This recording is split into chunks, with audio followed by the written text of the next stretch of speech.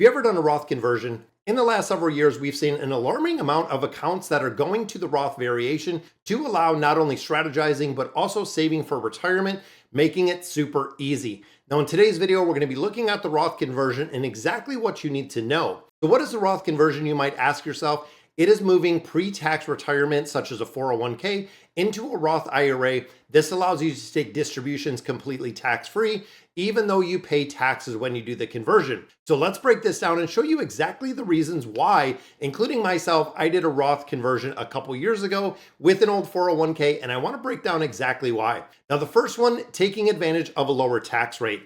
Now, it may not feel like it, but the US right now is at historically low tax rates. And when you think about it, bigger picture, are taxes going to go up in the future? Probability is yes. And if you take those retirement accounts and they grow to a mega size, we're talking multi-million dollars, when you start taking the RMDs out of there, you have to pay the taxes not only on the contributions, but also on the growth, which means converting the IRA into that Roth account could enable retirees to allocate the money into that tax-free bracket, which could make a really big difference. Now, there is a little difference between paying the taxes now and paying the taxes after you retire. The main reason is that on the converted amount, you're paying the taxes at a rate you know. So if you're in a tax bracket, let's say 18%, you don't know exactly what the tax brackets, you don't know what it's going to look like in the future. So you can kind of plan and again, strategize exactly what you can do here. Do we think tax brackets are going to go up in the future? Yes. When you look at the deficiency that we have in the government, funding essential services, yes, I believe it is.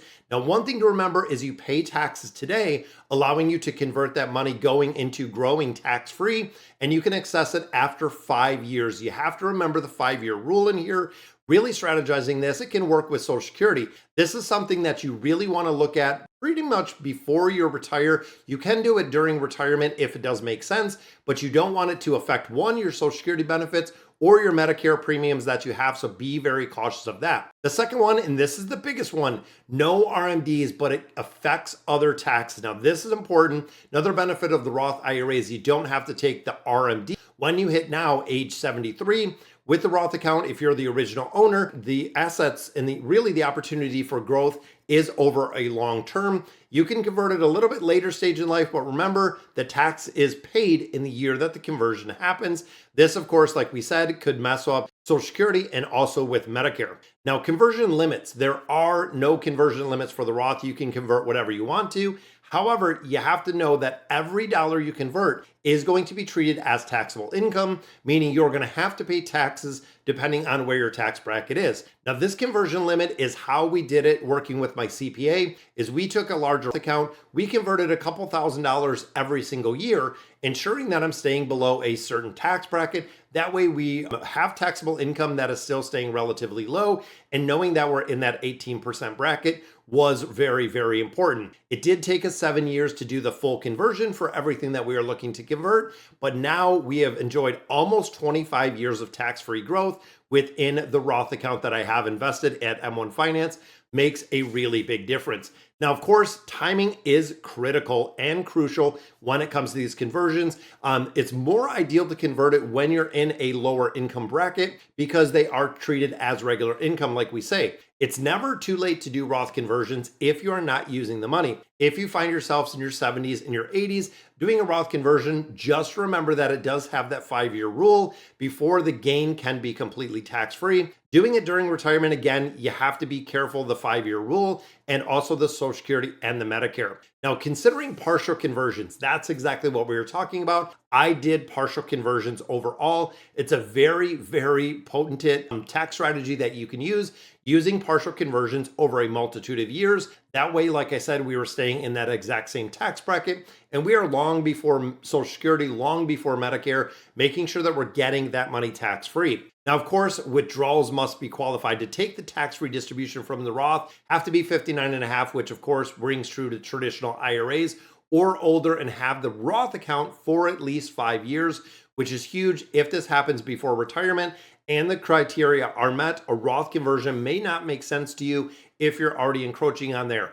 Now, one thing to remember with this is when you start looking at the money. So for instance, I am putting money into a Roth 401k. my employer offers a Roth variation of a 401k. So everything that I'm putting in there is after tax. It is completely tax-free growing in the account. Now, we also do have the employer match. The employer match is a traditional 401k. It is a taxable account. The same with the employer contributions, which they do contribute separately. There are contributions. Those again are pre-tax contributions. So even when I think of my entire portfolio that I have at work, I have a big chunk of it, about 70% of it, that is in that Roth 401k that is completely tax-free.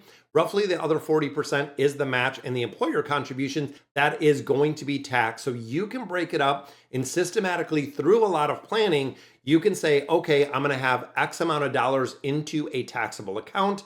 When you do hit that RMD age of 73, you can start taking money out of there, and you're going to have to, while leaving that other 60% of the portfolio completely tax-free, which of course is going to be the emergency fund, is going to be money that we're going to have to use if we need it for whatever reason. But ultimately, those are going to be the funds that are going to be left for generational wealth, put into an account to continue to grow even all the way through retirement. Now, also remember, when it comes to Roth accounts, they are irreversible. It is not something, the Roth conversion is irreversible. You can't switch it back. Once you convert the funds, you cannot undo the conversion. That's why it really makes a big difference. Use a CPA, use a financial advisor, use an accountant, use a tax professional that knows exactly what you're getting into.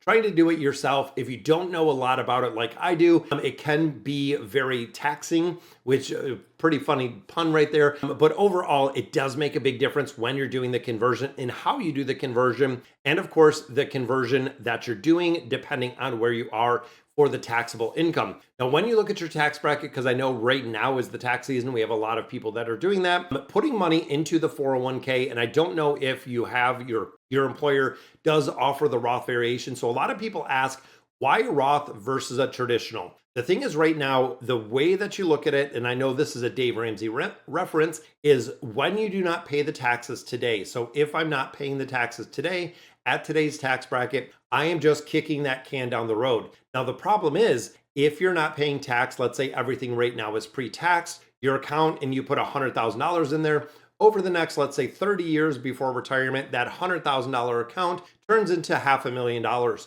Now, when you get to retirement, you're paying tax on the initial contributions. You are also paying money on the growth. So you will pay tax on $500,000 because of the growth that you had in there. And again, makes it really big when you start getting into a multitude of savings at a very good rate, let's say 10, 15, 20%. Then you look at the growth factor that you have over a multitude of years. Even thinking now, if the RMDs are coming at 73, I have roughly 28 years before I'm going to have to take an RMD from an account. That gives me essentially 28 years, which I don't plan, being retired much earlier than that, but 59 and a half.